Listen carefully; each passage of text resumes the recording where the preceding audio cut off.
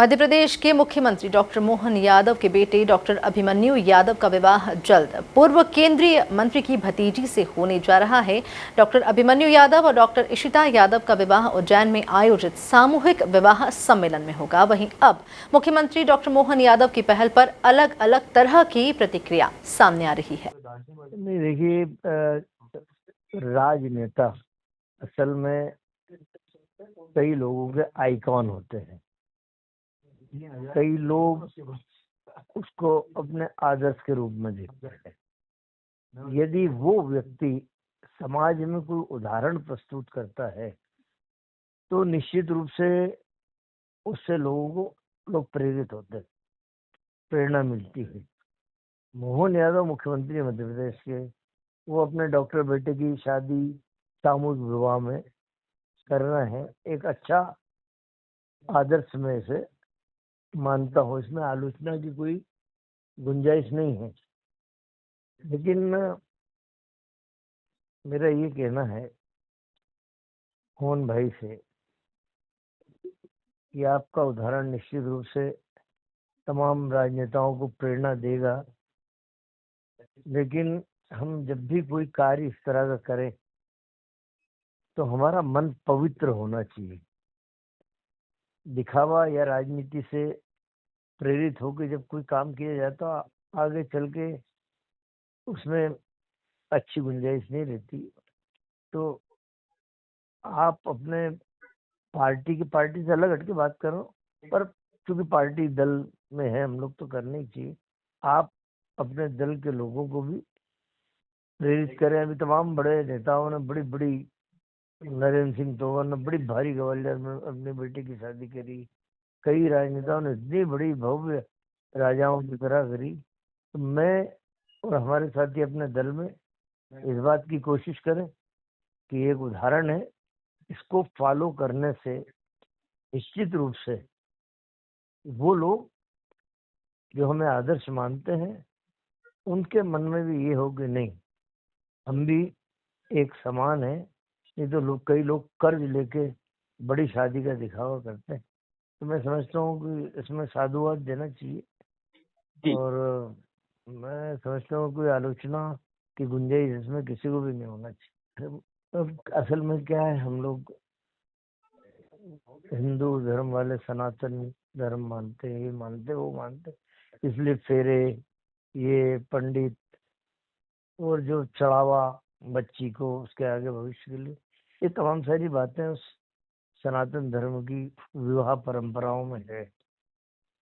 ये हो सकता है कि हम बड़ा भव्य भोज ना करें, दूसरे जो साधन इकट्ठा करते हैं फिजूल खर्ची के रूप में माने जाते हैं वो ना करें तो ये ठीक है। इसमें खर्चों में कटौती हो सकती है। प्रदेश की खून पसीने की कमाई, गाड़ी कमाई, हमारे प्रदेश के हर आदमी की गाड़ी कमाई का एक हिस्सा रहता है, वो हम आडंबरों पे खर्च करना बंद कर दें। बड़े बड़े सामियाने लग रहे हैं, बड़ा भव्यता दी जा रही है। यदि हम इस सामूहिक विवाह, बेटे के सामूहिक विवाह की तरह उन आयोजनों में भी इस तरीके का संदर्भ उपयोग में लाए तो मैं समझता हूँ प्रदेश का पैसा भी बचेगा, आडंबर से भी बचेंगे। तो एक ही जगह एक बात लागू की जाए, दूसरी जगह नहीं। मेरा कहना है कि इन चीजों में मैं आपके प्रश्न के लिए आपको साधुवाद देता हूँ कि जिस जगह में बोलने वाला था वो प्रश्न आपने किया, ये मोहन यादव को ये नवाचार लागू करना चाहिए। बिल्कुल सही। देखिए, मैं तो ये कहूँगा कि जब से मध्य प्रदेश में मोहन जी की सरकार बनी है तब से नवाचार का अंबार सा लगा हुआ है। अब देखिए, किसी भी प्रदेश का मुख्यमंत्री अपने बेटे की शादी सामूहिक विवाह में करके एक बेहतर संदेश देने का प्रयास ही नहीं करते, तो करते भी हैं। चाहे तो वो क्या नहीं कर सकते, प्रदेश के मुखिया हैं, लेकिन अपने बेटे की शादी वो मुख्यमंत्री कन्यादान और सामूहिक विवाह में कर रहे हैं। सबसे सराहनीय कार्य है, मैं उनका स्वागत और अभिनंदन तो करता ही हूँ।